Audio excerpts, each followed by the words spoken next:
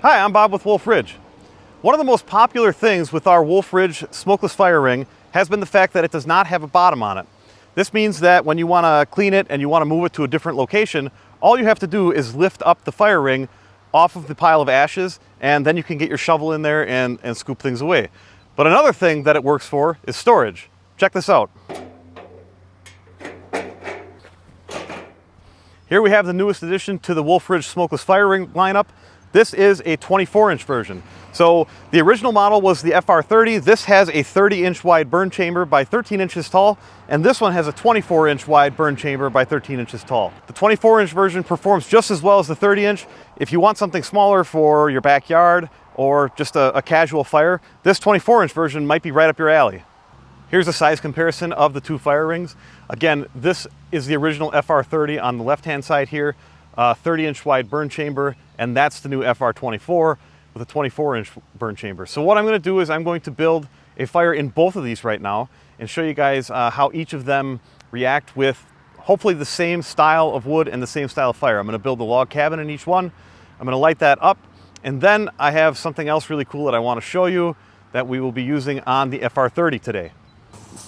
I'm going to build a log cabin in each one of these fire rings, and you can see I'm trying to use smaller splits to start, and I'm going to try to put the same kind of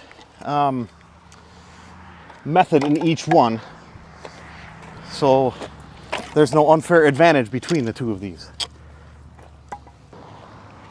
And before I get the stacks too tall, I am going to put in a fire starter. You can use a fire starter of your choice, but I'm using the ones from Bluegrass Flame.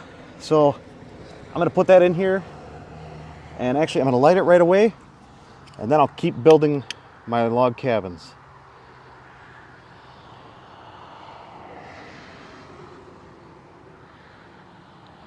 Okay, got that started.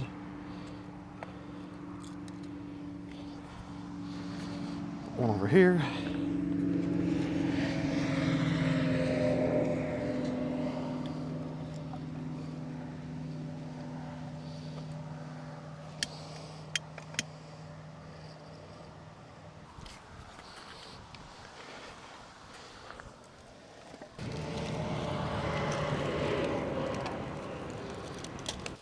Let's take a look here. At the beginning of the burn cycle with these smokeless fire rings, you will have smoke. And the biggest thing I can say is to start with small wood, small splits, as much kindling as you possibly can, because when you do that, you get this thing going hot and fast, and then that's how you start to get your secondary combustion. So once we have this burned down a little bit in both of these, then we're gonna have a nice bed of coals, then we can put whatever we want in there, and we'll keep that smokeless fire ring going. Right now you can see there's a little bit of black smoke too. I do have a bunch of birch bark in both of these, but we're gonna check back on these in another probably 2 or 3 minutes, see what we got. So we were at 3 minutes later now from where we had that smoke and the black smoke from the birch bark. And you can see both of these are going pretty nice right now. I'll try to get a better angle here to show you that there really is no smoke. It's pretty interesting to see. You can see the heat coming off of here. If I zoom in, see the heat coming off the 30, see the heat coming off the 24. So I tried to build the same kind of fire in each one, and I would say that they're going equally as well. Might be a little bit less in the 24-inch actually. Now I'm going to let these burn down. I'm going to get down to some coals on this FR30 here, and then I'm going to show you the newest accessory. After about an hour of burn time, this is what both of these fire rings look like. One of the other cool things about these smokeless fire rings is that they burn down to pretty much nothing. This is still really hot here, so I could put some wood back in here and we can get that going again. And same thing goes for here. But if you look, there's really not a whole lot of ash left here. What I have here is the newest attachment from Wolfe Ridge for our smokeless fire rings. This will fit on the FR30 or the new FR24, and it's pretty easy to use. I just sprayed it down with a little bit of avocado oil. I'm gonna make some burgers on this thing. I'll show you guys how we put it on.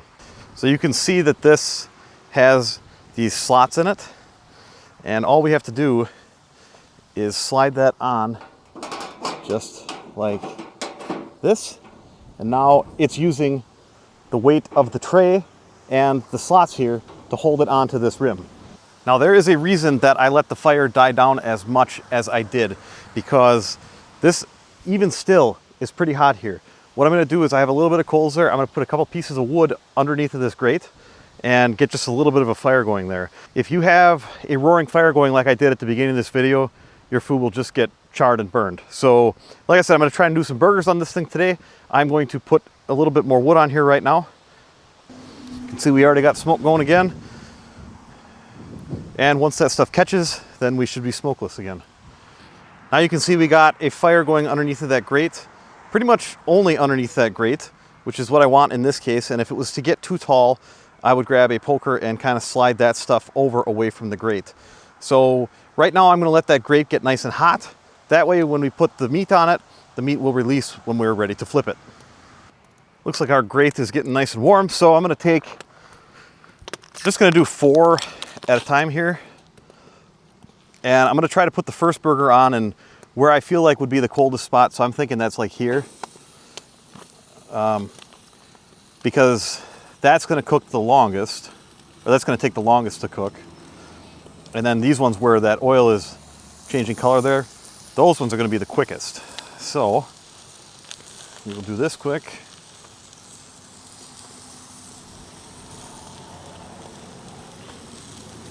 I'll move this one a little bit here.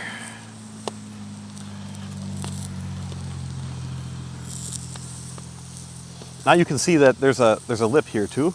So that should help me keep the stuff on the grill as I use the spatula to flip them.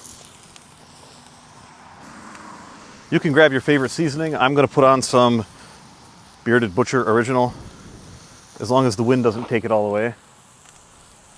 Well, it's taking a bunch of it. That's all right. Okay. You can move things around as you see fit, but like I put that olive oil or that avocado oil on there, so stuff is moving pretty easily, except for like right there, that got stuck, but I can still slide these around. And then just try to keep your eye on them, make sure they're not cooking too fast. And that's the thing with these, is that you got to try and keep the fire controlled underneath of the burgers.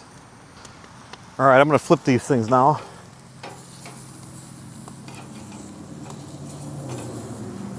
See, we're getting a little bit of char on them. And you could cook these however you like. You like them more rare, more medium, more well done, but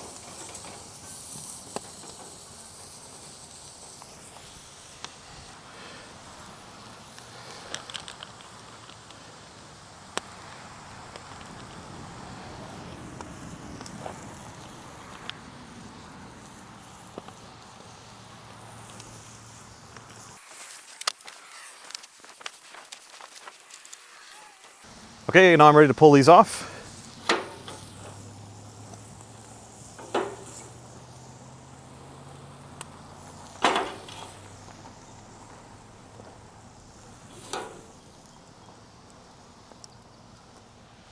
There we have it. All right, so I'm done grilling my cheeseburgers. I think they came out pretty well. This is the first time that I've grilled over the top of one of these Wolfe Ridge smokeless fire rings. Again, we've got the new 24-inch smokeless fire ring here, we've got the 30-inch here, and we've got that small grill attachment now. All of these are going to be in the website under the smokeless fire ring section. If you'd like more information on any of the Wolfe Ridge products, please visit our website, www.wolferidgemfg.com. You can give us a call or send us an email. I'll make sure to put all those links in the description. I want to thank you guys for the support. Thank you for watching. Make sure you subscribe so you don't miss out on what's next at Wolfe Ridge.